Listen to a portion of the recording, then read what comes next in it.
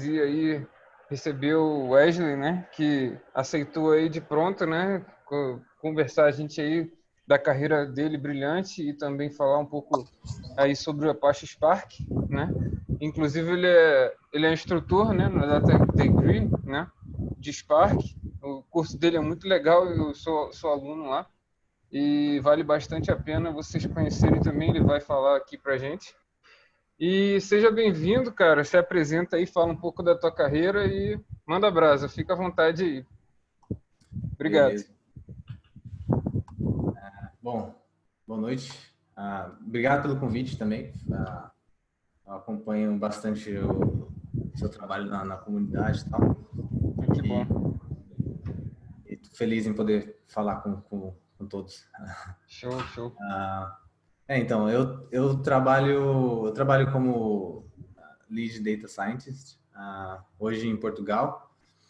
Eu sou originalmente de São Paulo, sempre morei em Osasco, na verdade, trabalhei em São Paulo. Em 2016 eu resolvi migrar para a Irlanda, onde eu fiquei trabalhando lá até 2 meses atrás. Fiquei então um tempinho trabalhando lá como cientista de dados, a princípio numa startup, depois passei para o banco onde eu trabalho hoje. Enfim, sempre fiquei envolvido nessa área de modelagem, criação de modelos, particularmente em colocar modelos em produção. Sensacional, muita experiência boa aí. É uma experiência bacana, assim, foi uma evolução técnica bastante interessante que eu tive. Quando eu estava em São Paulo, eu trabalhava muito com SAS, com SPSS, e menos com colocar modelos Programação. né? E aqui eu comecei a trabalhar bastante com essa parte de deploy, integração, enfim, esse tipo de coisa. Você sente uma liberdade grande, né? Então, o bom, assim, eu tive a experiência na primeira startup de fazer tudo, né? Porque era uma startup, então geralmente não tem muita essa divisão entre o cara de dados, o cara de modelagem, o cara de infraestrutura. Geralmente é um time só que dá a mão e faz tudo. Então, nessa empresa eu tive a oportunidade de trabalhar com end-to-end, conversando com o usuário até colocar os modelos em produção. Hoje no Citibank eu trabalho mais num quadrado mais específico, colocando os modelos em produção. Então, geralmente eu tenho um data scientist, um outro data scientist me ajudando a conversar com o pessoal de negócio, entendendo os problemas, e eu foco mais na parte de deploy. Legal. Então, é isso que eu venho fazendo. Hoje eu trabalho bastante com Python, é a nossa stack principal, geralmente conectado no nosso Data Lake, que é em cima de Hadoop e HDFS.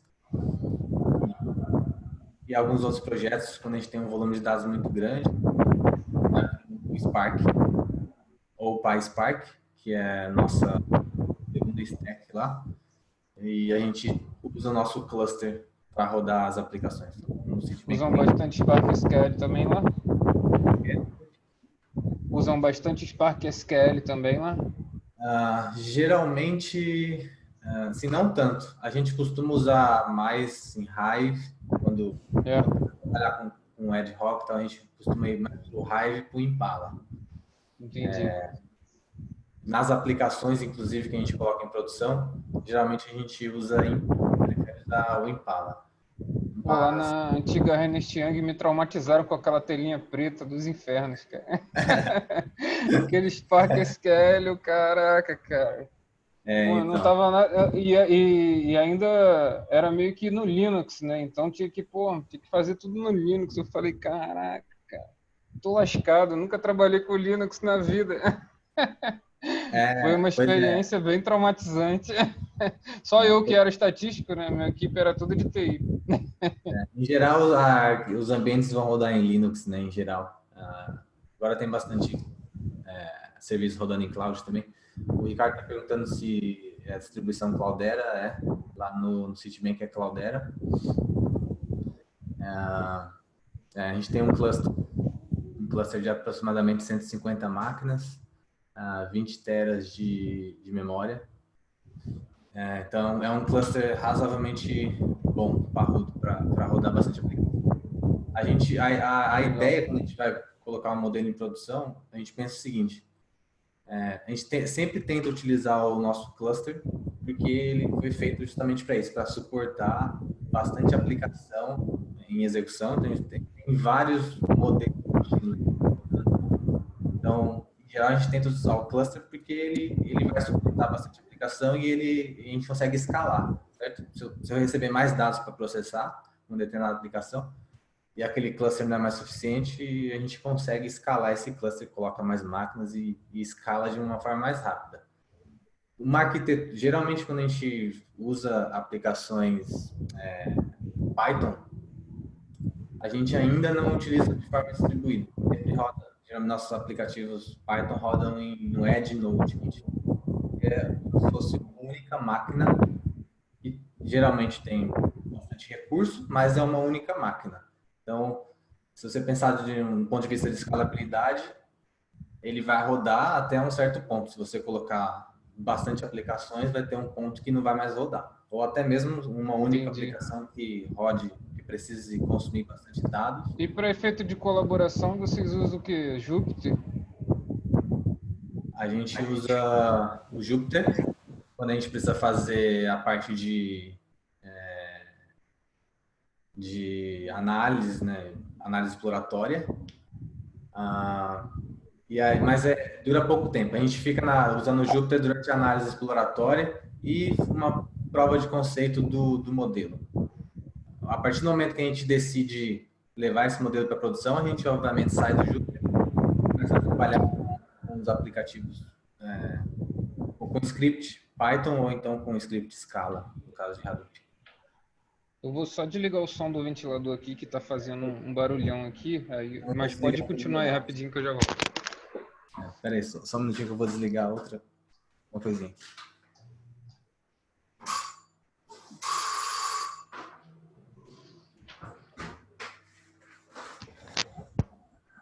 Voltei. É incrível, o ventilador é pequenininho, mas faz um barulho, rapaz. Parece um tufão isso aqui. Então, e aí como o Ricardo está falando da questão do cluster, né? Então, hoje a gente não roda nossas aplicações Python em cluster ainda. A gente poderia mudar nossa arquitetura para fazer isso, mas a gente ainda não faz. Tem algumas pesquisas. No Citibank tem um laboratório de Data Science, onde o pessoal ajuda a configuração desse tipo de ambiente. Por exemplo, hoje a gente não tem um cluster, a gente não roda Python em cluster. Mas a gente está fazendo as pesquisas dentro desse laboratório para ver qual a melhor arquitetura que suportaria as aplicações que a gente tem lá para rodar. A gente até usa Desk, por exemplo, para trabalhar com processamento distribuído, mas não é em Mas cima. PySpark vocês conseguem, né? Sim, sim, sim. PySpark e Scala é tranquilo, a gente já roda dentro do cluster. As nossas aplicações Legal. Python é que a gente ainda não roda no cluster. Mas, assim, é uma coisa que é meio que obrigatória, se você pensar do ponto de vista de escalabilidade. A longo prazo não se sustenta muito uma arquitetura onde você tem várias aplicações rodando no Edge Node, por exemplo. Não se sustenta, né? Funciona por um determinado tempo. De repente colocar um ambiente com Zeppelin, né? Para que ele consegue rodar multilinguagem, né? E fazer, eu acho, também o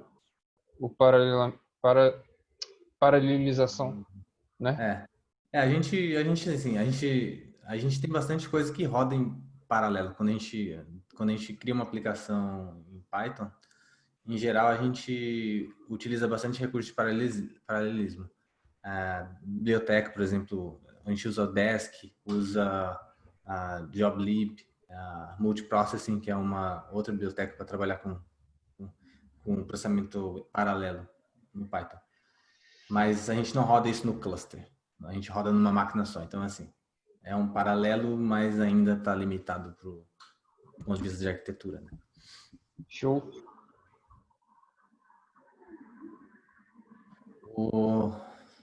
Tem uma outra pergunta aqui. Se a gente usa o cluster para análise ou para produção. A gente usa, assim, geralmente para produção, tá? Para análise, a gente geralmente tem os notebooks, que a gente executa de uma forma local, na verdade. E a partir do momento que a gente vê que faz sentido aquela análise ou aquele modelo, a gente chega até a fazer uma prova de conceito com um volume de dados reduzido. A gente vê que faz sentido, aí a gente parte para o ambiente produtivo.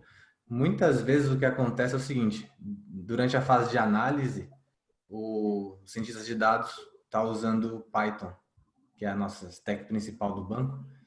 E aí, quando a gente começa a falar de produção, a gente tem que falar sobre uma possível migração do Python para o PySpark ou Scala. Isso acontece bastante. Muitas vezes a gente tem que fazer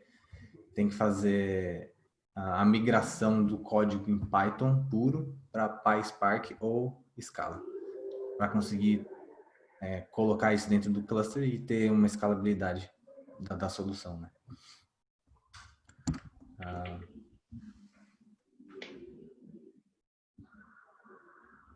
Então, a questão do relacionamento entre Scala e Spark, na verdade, o Spark usa o Scala de forma mais nativa, né? Então, se você pensar do ponto de vista de performance, se você faz uma aplicação em Scala, ela roda mais rápido dentro do Spark, se você comparar com o PySpark. E também ela é mais performática. E além disso, você tem a vantagem de que geralmente o Spark libera os recursos, os primeiros recursos são liberados para o Scala e depois são liberados para o PySpark, por exemplo. Em geral, o Scala sempre está um pouquinho mais à frente do ponto de vista de recursos.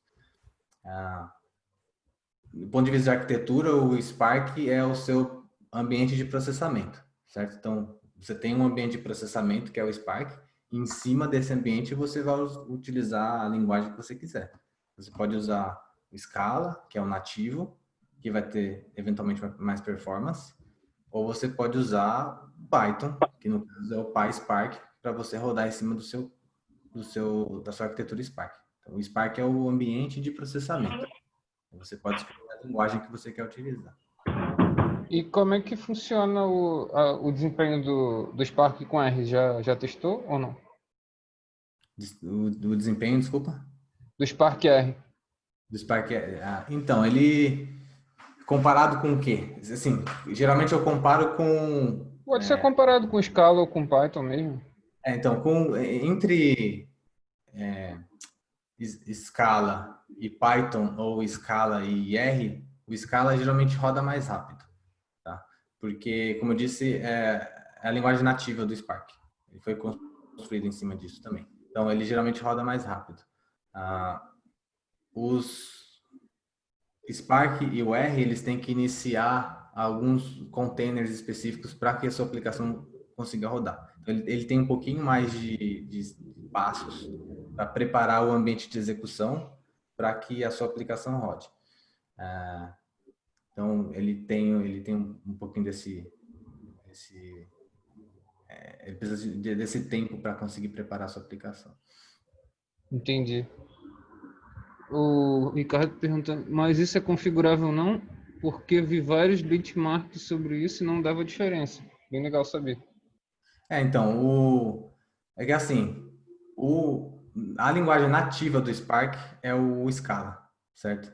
Então, assim, ele Certo. naturalmente ele tem um pouco mais de performance. É claro que se você estiver pensando num ponto de vista prático ali, a maioria das aplicações você não vai ter uma diferença muito prática de diferença de performance. Em geral, elas rodam relativamente bem, assim, são muito parecidas.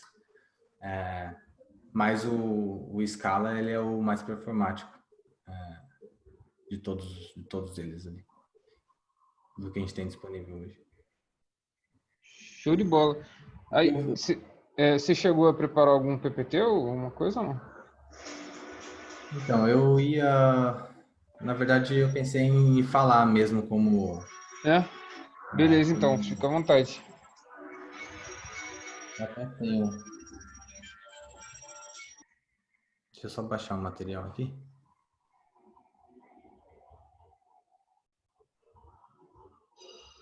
Tranquilo.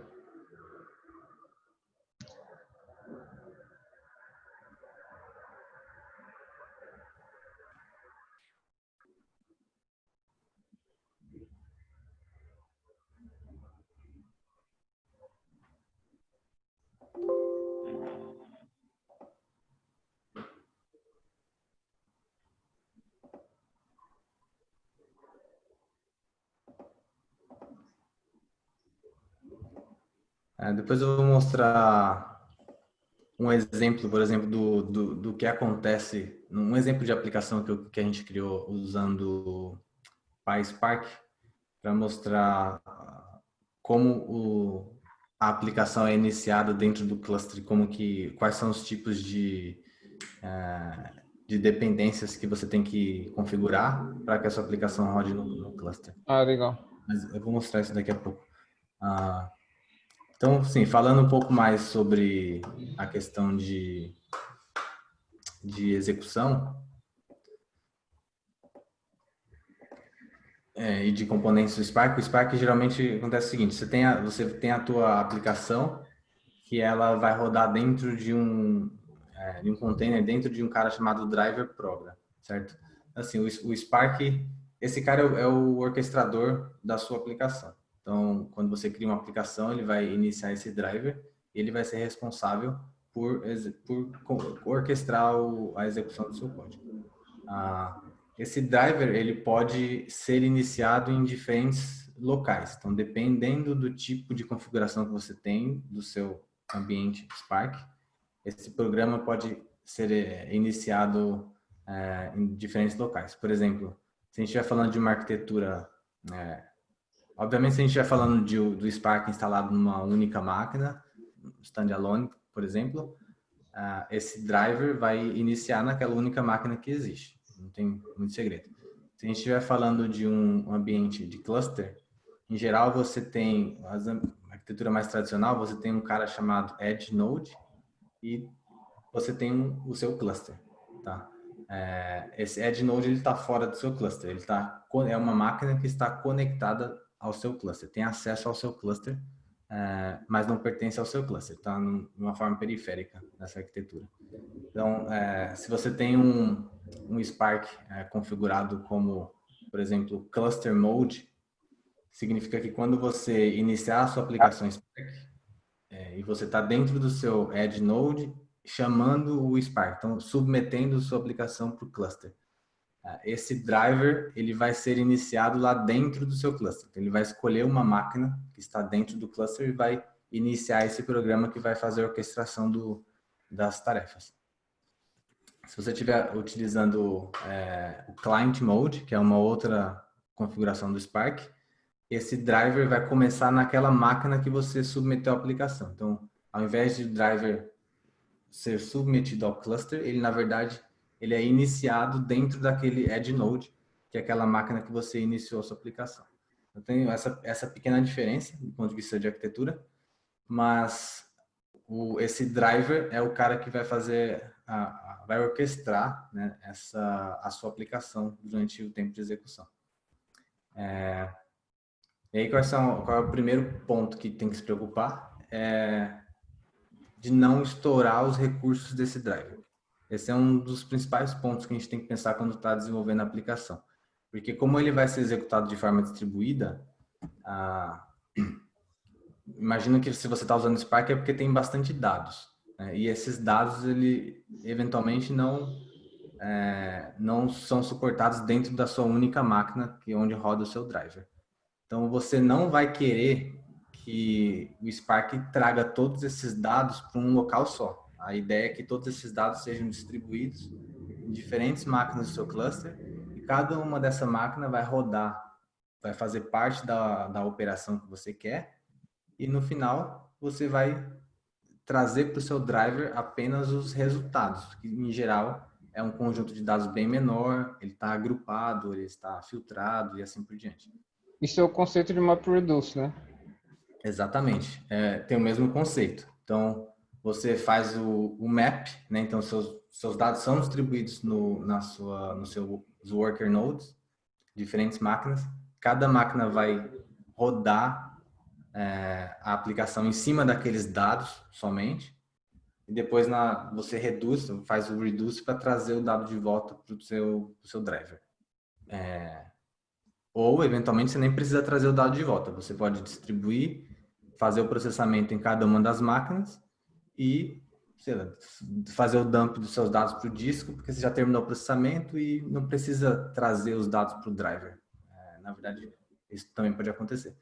Então, eu acho que esse conceito é bastante importante, que é é a principal diferença entre um processamento único, né, numa única máquina, que você não tem essa preocupação, com um processamento distribuído, onde os seus recursos não estão somente naquela máquina, os recursos estão em várias máquinas. Aí você tem que fazer com que cada uma dessas máquinas rode parte do seu trabalho com parte dos seus dados. Bom, o grande segredo do Spark para fazer isso é o particionamento dos dados. Então, o Spark é capaz de particionar os seus dados de forma que cada parte desses dados pode ser processada de forma independente. Você tem uma base de dados, sei lá, com 1 bilhão de registros, você pode distribuir esse 1 bilhão em diferentes partições e cada máquina do seu cluster vai rodar a sua aplicação somente para aquele determinado conjunto de registros, de forma paralela. Para fazer essa distribuição, o Spark tem o que a gente chama dos RDDs, né? RDD. Então, essa é a estrutura que o Spark utiliza para gravar os seus dados. Eles ficam dentro dessa estrutura de dados. Esses RDDs, eles são nativamente imutáveis, ou seja, você não pode mudar os dados de um RDD. Essa é outro ponto importante do Spark. Então, quando você cria a gente pode enxergar um RDD como se fosse um data frame, né? Só que ele está distribuído em várias máquinas. Uma vez que você cria um RDD, você não pode alterar mais. Se você precisar fazer alguma alteração, na verdade você faz a transformação e retorna o resultado em um outro RDD, um outro objeto. Então, essa característica de ser imutável, não poder ser alterado, permite que o Spark utilize um outro componente bastante importante, que são os DAGs. Né? DAG, na verdade, é como se fosse um grafo, é um grafo de processamento da sua operação. Então, você tem os seus dados distribuídos em um RDD, que estão distribuídos em diferentes máquinas, e aí, vinculado a esse RDD, você tem uma estrutura chamada DAG, que ela vai especificar quais são as etapas de processamento de dado para aquele determinado RDD. Então, por exemplo, você vai fazer uma transformação, depois você vai fazer um filtro, depois você vai aplicar um agrupamento. Então, esse passo a passo do que tem que ser feito é controlado por meio dessa estrutura conhecida como DAG. Bom, e aí por meio desses principais componentes, RDDs e DAGs, é que o Spark consegue fazer toda a gestão, né, controlar o processamento de dados e também controlar a questão de tolerância à falha. Tá? Deixa eu dar uma olhadinha nas questões aqui.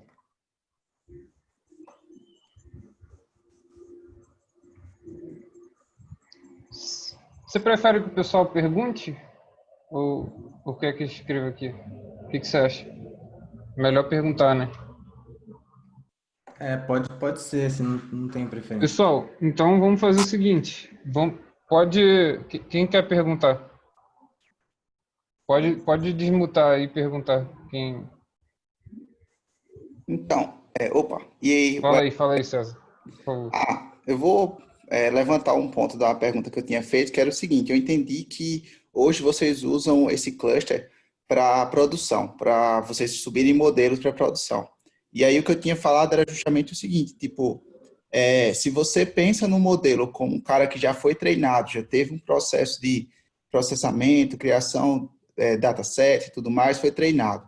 E aí você tem duas possibilidades, né? Ou você usa esse modelo como um endpoint para um predict apenas, ou você usa esse modelo para o processamento de algum dado em lote, né? E aí seria um processamento em batch, né?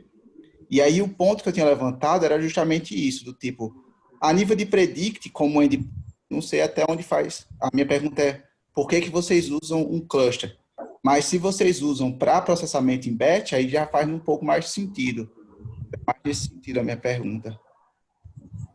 Sim. E se vocês usam alguma coisa, como por exemplo, se alguma coisa de vocês ela está disponibilizada em nuvem, por exemplo, numa plataforma em que você usa um SageMaker da vida, e aí o SageMaker com um endpoint lá, serverless, ou então um CloudFormation da vida, ou um Google ML Engine, entendeu? Sim. Eu tenho um caso de uso que a gente usa, acho que está vinculado com as suas duas perguntas. A gente, por exemplo, a gente tem um caso de uso, a gente usa um modelo que faz recomendação de cláusulas. Por exemplo, imagina que você tem um contrato, qualquer contrato, nesse caso é um contrato financeiro. Esse contrato tem várias cláusulas.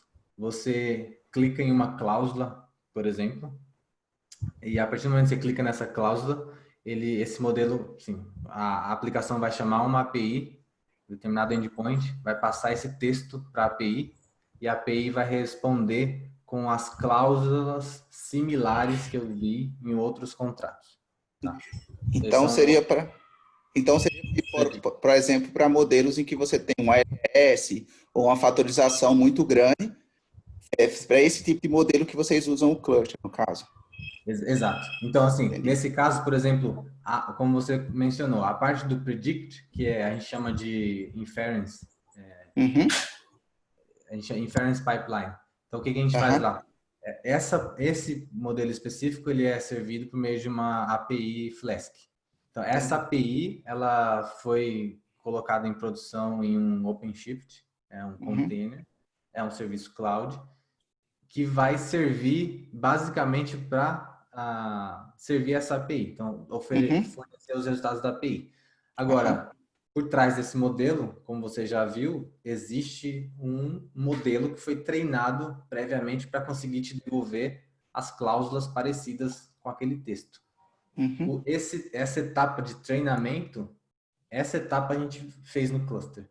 Então, a gente usou o cluster, por exemplo, para fazer o treinamento desse modelo.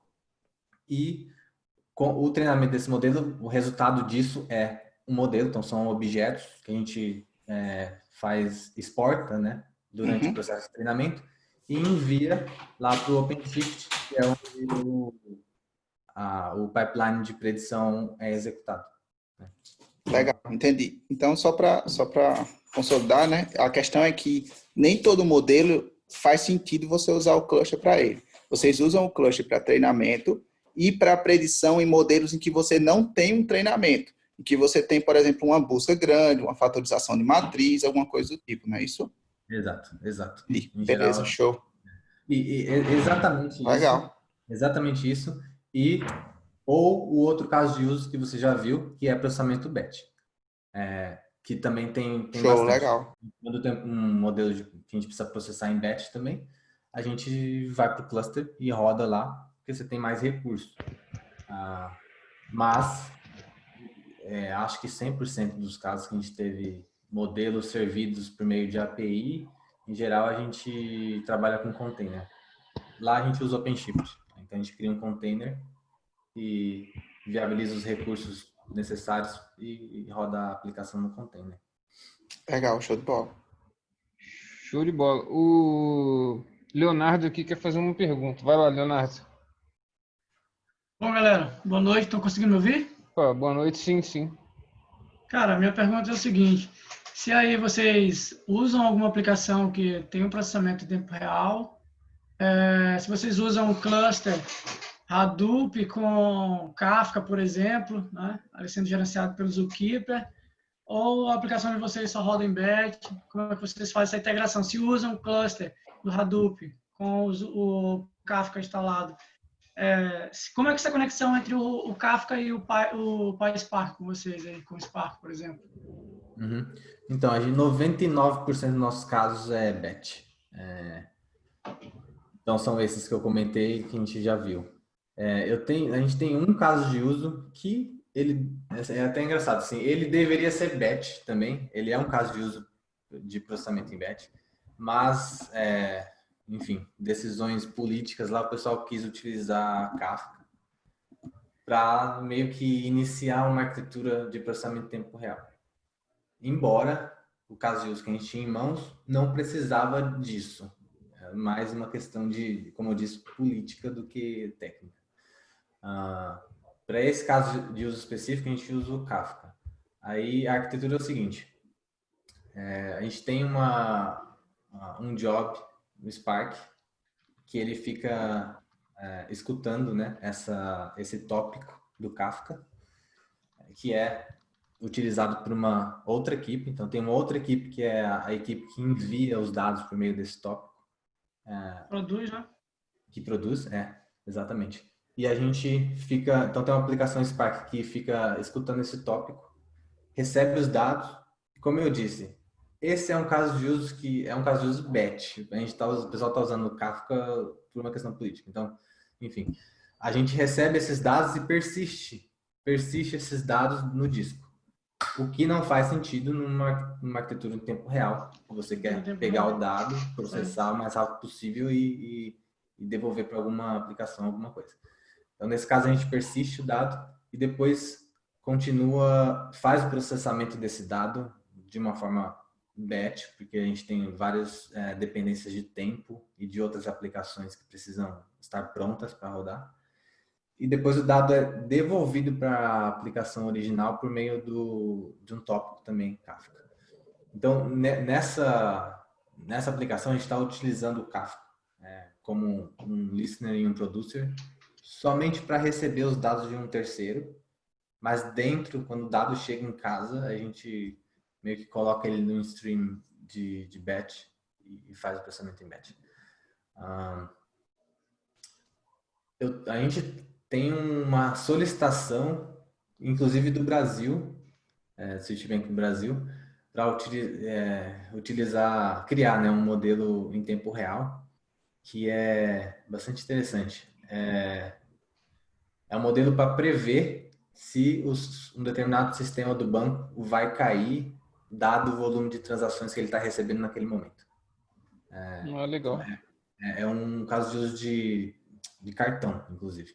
Então, assim, o volume é gigantesco e existe, o pessoal de análise já viu que existe um certo, dependendo do comportamento das transações, se você tem mais volume ou menos volume, é um fator crítico para a estabilidade desse sistema em questão. Então, o que o pessoal quer fazer é, dado o volume de dados que eu tenho em tempo real, a gente devolver uma probabilidade do serviço continuar online ou não, assim, em tempo real. Esse é um caso de uso que vai entrar e esse sim é um Legal. caso que vai utilizar processamento em tempo real. Eu estou pensando em usar mais o Spark Streaming mesmo, assim, ainda não defini, mas como a gente já usa, assim, se eu conseguir usar só o Spark para o caso de uso inteiro, porque para esse modelo específico vai ser um modelo de classificação, para eu poder devolver a probabilidade do serviço cair ou não. E a biblioteca de Machine Learning do Spark já tem bastante modelo que eu poderia trabalhar. Então, estou imaginando de conseguir construir um pipeline 100% Spark. Vamos ver se eu consigo, senão eu vou ter que utilizar algum Kafka da vida, alguma coisa assim para receber os dados, pelo menos. Lá no Spark, por exemplo, tem uma parte lá de CEP, né? que é Complex Event Processing. Tu pode instanciar uma consulta CEP, determinar um padrão, por exemplo, e ele fica escutando um tópico e, de acordo com que esse padrão vai acontecendo, tu gera um novo evento que ele sai no fluxo para os consumers, né? Então, tu poderia usar isso aí junto também. Eu uso aqui, por exemplo, eu uso o Kafka em cima de um cluster Hadoop, né? Ali gerenciado pelo Zookeeper, né? No meu cluster Hadoop. Tem uma aplicação que fica gerando dados de log, por exemplo, e eu acompanho esse log em tempo real, para identificar se um determinado usuário tem um perfil de, por exemplo, aqui eu trabalho na Secretaria de Administração Penitenciária, aqui no Maranhão. Então, nós temos muito vazamento de dados, tanto de funcionário como de terceiro, por exemplo, polícia que acessa o nosso sistema. Então, a ideia é que a gente consiga identificar em tempo real se uma determinada informação está sendo vazada, por exemplo, quando é preso um prefeito ou algum deputado, alguma coisa assim, sempre tem um boom de vazamento de informação. Aí a gente usa o Kafka, né, para proporcionar esse fluxo, e aí eu uso uma consulta CEP com Spark, né, para para pegar um padrão. Eu não uso Machine Learning lá em cima desse modelo, né? Eu uso o CEP, no caso, para aproveitar o ambiente que é distribuído e o poder do Spark para me garantir um padrão, né? Consigo achar os padrões, e aí eu jogo no outro fluxo, que aí tem uma aplicação mais na frente esperando, né? Ouvindo esse tópico para, então, apresentar a tela lá para o usuário, tomar as ações necessárias. Então, é muito legal o Spark por isso. Tu tem o poder de processar algoritmo de machine learning de forma distribuída, bem como consulta CEP para análise de dados em tempo real. Legal. Legal essa dica do CEP. Isso é uma abordagem também para a gente testar, começar. Uhum. Eu também acho bem interessante isso. Desde que não coloque o CEP no modelo, tá ótimo. Como quantitativo. Eu estava falando aqui, antes de vocês entrarem, é que eu fiz uma postagem, não sei se alguém viu aí, no LinkedIn, né? Porque a competição lá de imóveis, né? Precificação de imóveis, o terceiro lugar, né? Ele usou o zip code, né? O log do zip code menos o mínimo do zip code mais 4. Dentro do modelo. Tipo, o que seria isso, né? Tipo, zip code é qualitativo, né? Não é quantitativo. Como é que o cara me faz um negócio desse, né? É absurdo assim, né? Mas o cara foi terceiro lugar lá na competição lá de machine learning, mas fazer o quê? Enfim, só um adendo. Legal. Então, eu queria comentar mais uma característica interessante do Spark. Depois eu queria... Bom, a gente tem 20 minutos. Depois eu ia mostrar um caso de uso com pequenos trechos de um código que eu usei para submeter uma aplicação. Beleza. Nesse caso, um PySpark. Pelo menos lá a gente precisou pesquisar, porque a gente usava mais escala e talvez seja interessante. Bom, um outro ponto que eu acho legal comentar é que quando você submete sua aplicação, bom, você já sabe que ela vai ser executada em diferentes máquinas e seu dado está distribuído em diferentes máquinas. Quando a gente diz que ela vai ser executada, significa que algumas tarefas vão ser submetidas e essas tarefas é que são responsáveis pelas diferentes etapas do processamento em cada máquina. Essas tarefas, elas geralmente são divididas entre stages, tecnicamente falando. Então, quando você olha para o plano de execução, é a mesma ideia de um plano de execução de uma consulta, quem está acostumado com SQL. Quando você olha para o plano de execução da sua aplicação, ela vai estar dividido, esse plano vai estar dividido em stages, são os estágios da sua aplicação. Dentro desses estágios, você pode ter várias tarefas. Então, eu posso ter uma aplicação com 3 estágios e 10 tarefas, sei lá, em cada estágio, alguma coisa nesse sentido. A forma como o Spark vai dividir essa stage depende do seu pipeline de execução. Então, por exemplo, no Spark você tem 2 tipos de relacionamento entre as tarefas. Uma chamada narrow, que é quando você consegue processar aquele dado aquelas tarefas, desculpa, sem a necessidade de fazer shuffle dos dados entre as máquinas.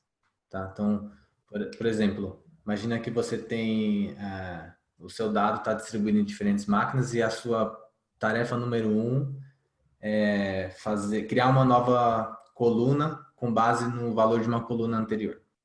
Então, para fazer isso, você não precisa acessar os dados da sua tabela inteira, do seu data frame inteiro. Você pode simplesmente acessar o dado daquela linha específica e criar a sua coluna nova. Então, sei lá, se sua coluna A tem o valor 10 e a sua coluna B vai ter 10 vezes 2.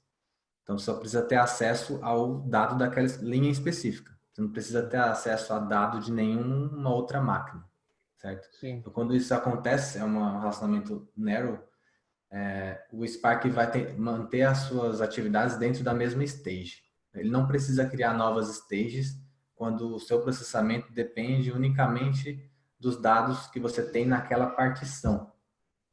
Então, se a sua tarefa depende somente dos dados daquela partição, ele vai criando tarefas dentro da própria stage. Entendi. A partir do momento que você tem uma tarefa que depende de dados de outras partições e por isso vai precisar de um shuffle dos seus dados, né? Então, os dados vão precisar correr em diferentes partições. Aí nesse momento o Spark vai quebrar o seu pipeline em uma outra stage. Ele vai criar uma outra stage, aí ele vai colocar essa tarefa lá dentro e vai continuar com a mesma lógica. Se a próxima tarefa não precisa de shuffle, ele vai continuar na mesma stage, até o momento que ele achar um outro shuffle, ele vai criar uma outra stage. E aí ele mantém os dados por padrão, né? Ele mantém em memória os resultados parciais de cada stage. Então, é isso que ele faz. Então, por exemplo, você tem 3 stages, imagina que você rodou esse pipeline inteiro. Os dados parciais da stage número 1 vão ficar armazenados em memória. Da stage 2 também. Da stage 3 não, é o seu resultado final. Então, se você reexecutar esse pipeline, o Spark vai pular a stage 1, porque ele já tem os resultados parciais. Ele vai pular a stage 2, que já tem os resultados, e vai executar somente a última stage, por exemplo. É por isso que quando a gente roda a aplicação, a gente vê lá uma stage pulada, 2 stages puladas. Ele ignorou algumas stages porque ele já tinha esse dado parcialmente em memória para conseguir processar. Então não é que o Spark por padrão não é que ele armazena todos os dados em memória. Por padrão ele armazena resultados parciais de cada stage. Você pode, por meio de um recurso de persistência do Spark, forçar que todos os dados do seu RDD sejam armazenados em memória ou em disco, enfim, como você achar melhor. Você pode forçar isso por meio do comando persist, e aí sim, nesse caso você tem todos os seus dados disponíveis em memória, e aí o seu processamento eventualmente, inclusive, vai ser mais rápido, porque ele vai pular bastante tarefa no momento que você reexecuta um pipeline.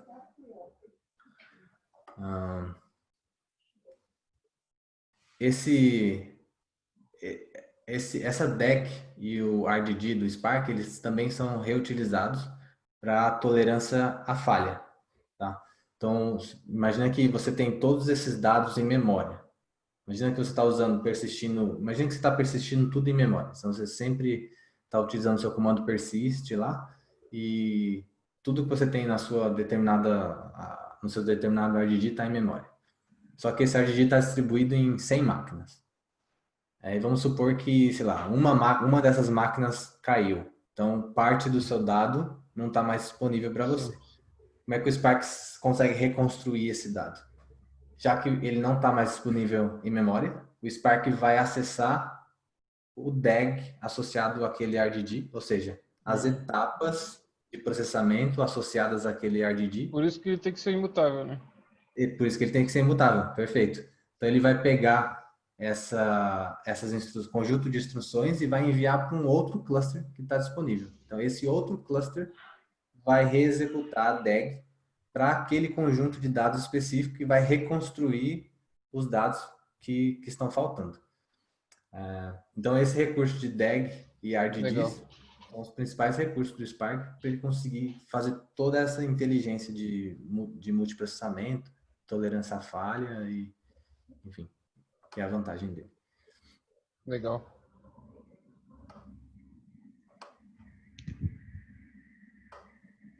O César falou aqui outra forma de enxergar o problema. É o quê?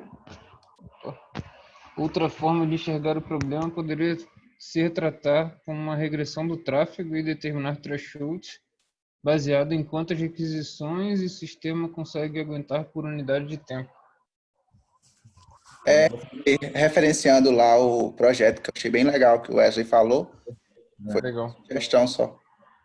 Vou fazer um Beleza. brainstorm com vocês, cara, desses projetos. Porque às vezes o pessoal passa uns projetos lá e, pô, tem que pensar do zero. E às vezes dá, querendo ou não, dá uma... Às vezes você sente uma insegurança, né? Porque você tem que tomar uma decisão que vai ser, assim, vai ser implementada e tem que funcionar, né?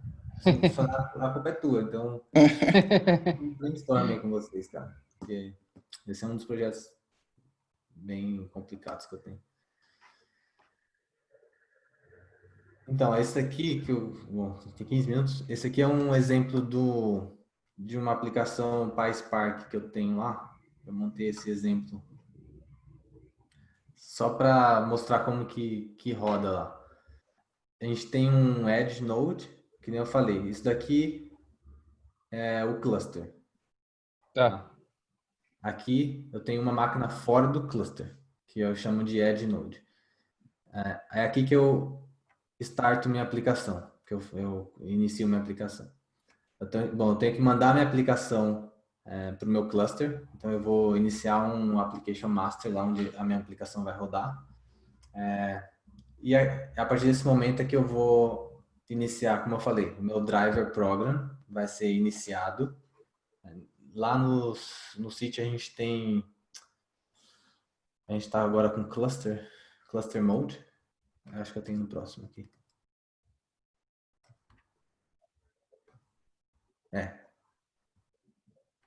Cluster Mode. Então lá nosso driver geralmente vai rodar em uma dessas máquinas que a gente tem aqui. Então, quando eu submito minha aplicação para o cluster, ele vai escolher uma máquina e vai iniciar minha aplicação vai iniciar meu driver dentro daquela máquina. O ponto... Essa escolha é aleatória? Essa escolha ela é aleatória, ela vai mudar. Tanto é que você não pode usar paths, você tem que usar os paths relativos, né, na sua aplicação. Você não pode usar eu esqueci o nome agora, do não relativo. Absoluto. Se você usar absoluto, provavelmente você pode cair numa máquina diferente e você pode não ter aquela estrutura de diretórios. Pode acontecer. O cluster geralmente tem acesso ao HFS, que é o sistema de arquivos distribuído. Então, em comum, todas as máquinas têm acesso ao HFS. Então, você pode ter uma vantagem, né, do ponto de vista de arquitetura. Já que todo mundo tem acesso ao mesmo sistema de arquivos distribuído, então você pode criar Aí pode ser um Hadoop, por exemplo. Um Hadoop, por exemplo, é o que a gente tem lá. Tá. Então, quando eu quero que todas as minhas máquinas do cluster tenham acesso a um mesmo diretório, eu configuro esse diretório dentro do sistema de arquivos distribuído, que é o HFS, do Hadoop. E aí não tem erro, né? Qualquer máquina que eu cair aqui, na verdade eu vou utilizar o sistema de arquivos distribuídos, então eu tenho acesso àquele diretório específico, sem nenhum problema. O que eu não posso confiar é no sistema de arquivos local, né, de cada máquina. Se você precisar disso, você tem que usar os paths relativos para não se perder. Beleza. Por que eu digo path relativo? Porque quando você submete sua aplicação para o cluster, ela vai rodar dentro de um container. Então, esse container, ele vai ter um diretório X, que pode ser diferente dependendo da máquina que ele cair.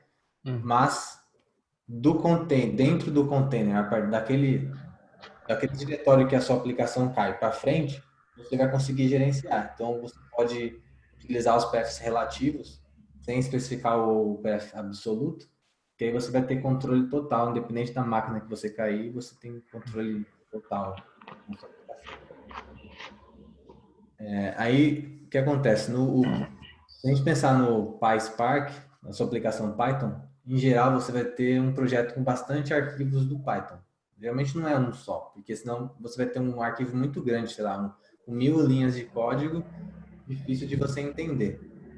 Então, geralmente você vai criar uma estrutura de projeto com diferentes pastas, diferentes arquivos, e aí você constrói seu projeto em cima daquilo. Então, quando eu falo que a gente tem que submeter essa aplicação, significa que você tem que submeter uma série de arquivos para o seu cluster, porque todos eles são importantes para rodar a sua aplicação. No PySpark, você pode zipar todos esses arquivos e o Spark vai entender que isso é um pacote. Então, eu vou falar, minha aplicação está dentro desse pacote, esse arquivo .zip é a sua aplicação. Então, de forma muito simples, você faz isso. Literalmente, você zipa todos os arquivos. Diferente do quando você faz em Scala, que você tem que fazer o build da aplicação. Tá? Então, essa é a principal diferença. Quando você faz no Spark, no Scala, você tem que buildar a aplicação. Certo? Você tem que compilar a aplicação, você builda. Tem algum critério para criar esses zips ou não? Tecnicamente, não. Você pode criar a estrutura que você quiser. Existe um padrão. Tá? Então, geralmente, você tem um padrão ali de estrutura de arquivos. Por exemplo, o seu arquivo de execução, geralmente a gente chama de driver. Então, vai ter uma pastinha chamada driver e dentro disso vai ter um arquivo Python que você vai executar. A estrutura do projeto não tem um padrão. Tecnicamente, você não precisa seguir um padrão. E você precisa seguir o ponto de inicialização da sua aplicação. Então, você tem que ter um arquivo principal. Dentro desse arquivo principal tem que ter a função main, que vai ser o ponto de entrada da sua aplicação para você executar alguma coisa. Então, Tá. Esse é obrigatório, mas de resto, você está livre para criar a estrutura que você quiser. Beleza. Bom, aí, nesse caso, que eu fiz? Eu zipei tudo, então, dentro de um arquivo chamado package. E aqui eu tenho, sei lá, 10 arquivos Python. Bem estruturado no projeto. Tá. Eu tenho que mandar isso para o cluster. Então, eu uso um parâmetro chamado pyfiles, onde eu consigo mandar esse cara para o cluster. Eventualmente você não tem, sei lá, você quer enviar algum arquivo adicional, uma dependência de modelo, sei lá. Mas você não quer colocar dentro do package. Foi o meu caso aqui. Você pode usar outro parâmetro, por exemplo, esse archives, você consegue enviar anexos, arquivos para o cluster, para que fiquem disponíveis no cluster. E pode ser qualquer coisa aqui. Então, dentro desse cara, eu disponibilizei várias dependências de modelo para rodar. Porque senão o cluster não vai achar esse modelo. E aí, como é que funciona isso? Eu deixei aqui aqueles dois parâmetros para mostrar para vocês. Então, tem o PyFiles, onde eu submeti minha aplicação nesse lugar, por meio desse pacote. E eu submeti alguns arquivos adicionais por meio desse workspace.zip. E eu chamei esse cara de workspace. É como se fosse um apelido que eu estou dando para aquele zip. Aí aqui vem o ponto principal. Quando você vai submeter uma aplicação Python para o cluster, em geral você precisa que essa aplicação seja executada em um ambiente controlado. Isso é bem importante. Controlado no sentido de pacotes, certo? Sua aplicação pode precisar de um scikit-learn, por exemplo. Ou pode precisar de um pandas. O cluster tem várias máquinas. Pode ser que uma dessas máquinas não tenha um pandas instalado. Certo? Então, como é que aquela máquina vai rodar a sua aplicação se ela não tem a biblioteca que você precisa? Sim. Isso acontece particularmente com o PySpark. Então, você geralmente vai querer submeter o seu ambiente de execução também para o cluster, não só a sua aplicação. Tecnicamente aqui a gente está falando... Que aí você garante que não vai cair nenhum que não tem, é isso? Não tem, exatamente. Então aqui a gente está falando, lá a gente usa a Conda para criar os nossos ambientes. Então eu crio um ambiente Conda com todos os pacotes que eu preciso, testo local para ver se está tudo funcionando. Sim. E eu zipo esse ambiente aqui dentro desse arquivo chamado env.zip. E eu, mesma coisa como eu fiz com o Workspace, eu estou dando um apelido para ele aqui. Env.zip é o apelido do meu ambiente de execução. Entendi. E aí eu posso, antes de fazer o submit da minha aplicação, aqui eu estou usando o Spark Submit, poderia usar o PySpark também. Junto com esse comando submit, eu já estou falando para o Spark que é o seguinte: o meu ambiente de execução, o PySpark Python, que é o meu ambiente de execução, ele está nesse diretório. Então ele está, como eu disse aqui, tem um path relativo. Então eu estou no /envzip, que é o mesmo arquivo que eu mandei aqui, que eu submeti, tá vendo? Sim. Envzip barra o local onde você vai encontrar o executável do Python, que é o meu ambiente de execução. Então, o Spark, antes de iniciar essa aplicação, ele vai subir esse ambiente de execução na máquina que ele vai rodar, e aí sim ele vai iniciar a sua aplicação em cima daquele ambiente. Então, com certeza você vai ter o Pandas ou qualquer outra biblioteca instalada, porque você está num ambiente controlado e tudo está sendo executado ali. Entendi.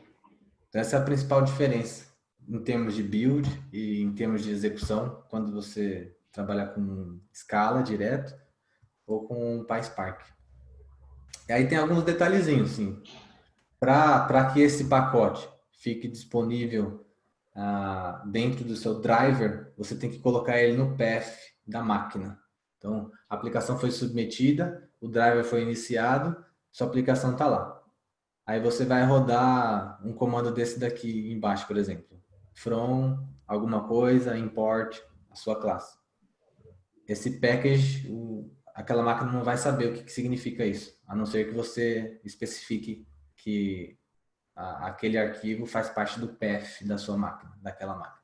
Então você faz isso primeiro lá no seu comando, no seu script Python, você também submete esse cara aqui para que isso fique disponível. Então a sua aplicação vai entender que você não tem um arquivo só, você tem um monte de arquivo e você quer importar um deles aqui.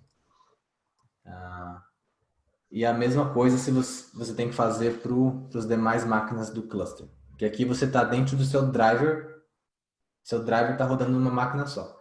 Se você tiver, por exemplo, esse aqui é bem comum, não necessariamente você precisa fazer isso. Aqui eu estou disponibilizando a minha aplicação, as bibliotecas que eu criei, para todas as máquinas do cluster.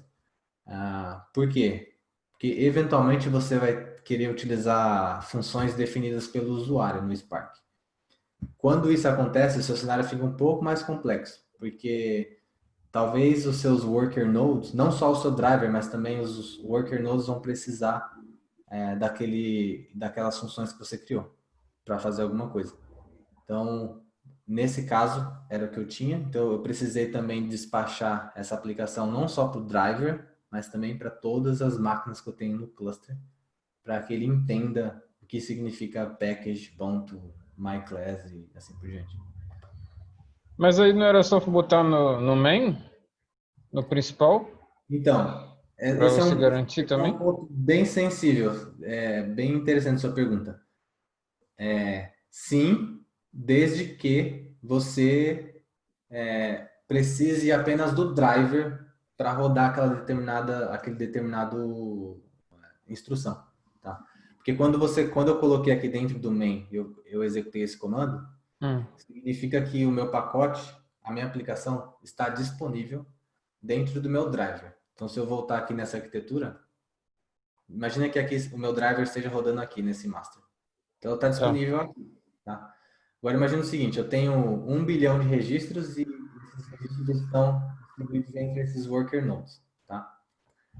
Imagina que eu tenho uma função, uma UDF, definida pelo usuário, e essa função ela vai ser executada em cima dos meus dados, ou seja, em cima de cada partição dos meus dados, eu vou rodar essa função.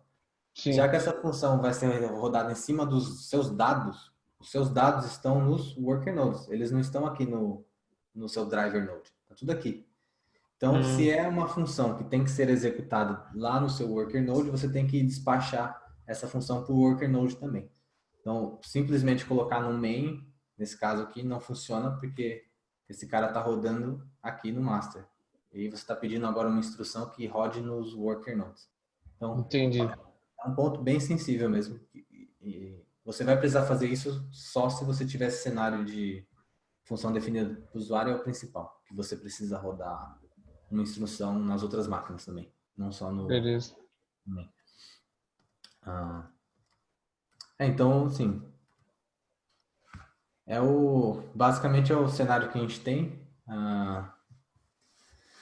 lá no City. Assim, toda hora parece coisa nova, às vezes a gente está acostumado a usar já essa arquitetura e chega alguém com esses casos de uso mais complexos ou novos, aí a gente tem que usar às vezes um banco de dados NoSQL que a gente não costuma utilizar em todos os casos de uso, mas eventualmente precisa usar. Então, às vezes aparecem algumas coisas assim que a gente gasta bastante tempo com pesquisa, né? Até entender como funciona. E aí a gente vai tocando os projetos dessa forma. Entendi, show de bola. Descompartilha só, cara, pra gente abrir para as perguntas finais aqui e a gente encerrar, por favor. Pode ser? Pode. Eu vou... Beleza. Então, pessoal, alguém ficou com alguma dúvida aí? Quer fazer alguma pergunta?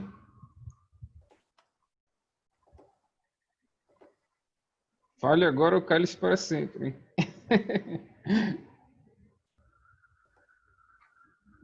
Ó, o César falou aqui, show de bola, Wesley, muito legal o papo. Show de bola, então. Então, pô, obrigado, cara. Show de bola aí a aula, né? Foi uma demonstração aí de que você manja mesmo, sabe? Fala aqui sem slide. Pô, imagina eu falando estatística sem slide. Não, aqui, Tem que saber pra caramba mesmo. Pô, pra falar desse assunto tão abstrato assim, sem slide, realmente o cara é fera demais. Show de bola, cara. Obrigado aí pela participação. Eu que E agradeço. sucesso. Eu que agradeço e assim... E fala também no teu curso aí pra galera, pô. sim. Tem uma plataforma, né, que eu lancei recentemente. Deixa eu digitar aqui. Ó, o Alisson falou aqui, excelente, Wesley, parabéns. Valeu. Mandou a plataforma aí, Essa DataGreen. plataforma tem um curso de Spark lá onde, assim, a minha ideia foi tentar passar esse... Eu sei que é um conhecimento bem complexo, assim, porque envolve não só programação, mas também arquitetura, processamento distribuído. É difícil, assim, falar de uma forma simples. Talvez eu, em algum momento, não tenha passado o conceito de forma tão simples do tempo que a gente tem. Mas nesse curso eu tentei utilizar algumas ferramentas um pouco mais gráficas, assim, Pô, tá animadas. bem didático mesmo. Tá bem squad, né? Vai passando os quadrinhos e tal, bem legal. Para Muito mostrar isso. interessante. E além disso tem a parte prática também, que aí eu uso o script mesmo. Não. Show de bola. E tem outros cursos lá também, não tá indo? Tem um curso Professor de Fernando Power Amaral, BI, né? Power BI, Power BI também? e tem um outro curso de Machine Learning e Deep Learning. Essa plataforma ela tem um segundo objetivo, e aí eu fico disponível para quem quiser trocar uma ideia sobre isso. A plataforma é minha, eu criei lá. Certo? O segundo objetivo dessa plataforma, na verdade, era o primeiro. Eu acho que eu posso dizer que é o primeiro. É ajudar ou conectar o pessoal que está no Brasil, que trabalha com Data Science ou Engenharia de Dados, e que tem interesse em entender como está o mercado em alguma outra cidade fora do Brasil. Então, lá já tem, se você entrar no site, vai ter lá a foto das pessoas e o perfil da pessoa. Então, tem gente lá da Bélgica, Londres, tem 6 ou 7 cidades diferentes. Tem Polônia, tem Hungria, Legal. Irlanda, enfim, 6 ou 7 cidades, pessoas que trabalham nessas cidades e conhecem como funciona o mercado lá. Se eventualmente alguém tiver interesse em saber como é que está esse mercado, como é que estão as oportunidades, qual é o processo burocrático para conseguir uma entrevista ou trabalhar por lá, fica à vontade. Se não for nenhuma daquelas cidades, eu tenho contato com o pessoal de outras cidades também. Esse serviço é gratuito, você não precisa ser aluno, não precisa pagar nenhum custo para ter acesso a isso.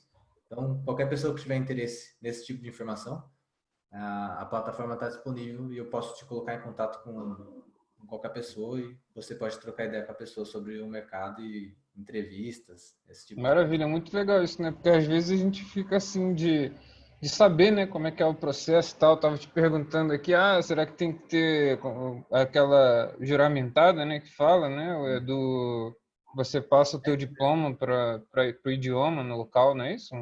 É isso mesmo. Tem, E, cara, eu vou falar a e tem verdade. algumas coisas muito específicas, né, que a gente nem imagina que tem, assim, mas tem, né? Mas eu vou falar a verdade que, assim, é muito mais simples do que a maioria das pessoas pensam, em termos de burocracia. A maioria dos países, falando de Europa especificamente, estão precisando de mão de obra. Então, você pode ver que muitos deles já têm até um canal específico para trazer profissional de tecnologia. Então, tem muito país que realmente a burocracia é muito pequena, mesmo quem não tem passaporte, como eu não tenho passaporte, você consegue entrevista, do Brasil consegue fazer a entrevista, tem empresa trazendo gente direto do Brasil. Assim, acho que é só Eu questão de... lembro uma vez que eu assisti uma moça que foi trabalhar na Alemanha, né? E aí o cara entrou em contato com ela no LinkedIn para fazer a entrevista, ela não acreditou, né, pô? No Então. LinkedIn, o maluco chegou a fazer a entrevista e tal, aí, pô, era verdade, ela foi trabalhar lá na Alemanha. Então, É, então, assim, quem tiver interesse nisso, show de dá um bola. toque aí, me Legal, ajudar. obrigado, hein? Valeu, pessoal, valeu pela audiência aí, pela presença de todos. Forte abraço aí, falou, valeu, Valeu. Wesley. Abração, Obrigadão. sucesso lá. Falou. Igualmente. Tchau. Quem quiser conhecer lá o Data Degree, tá aqui o site. Valeu.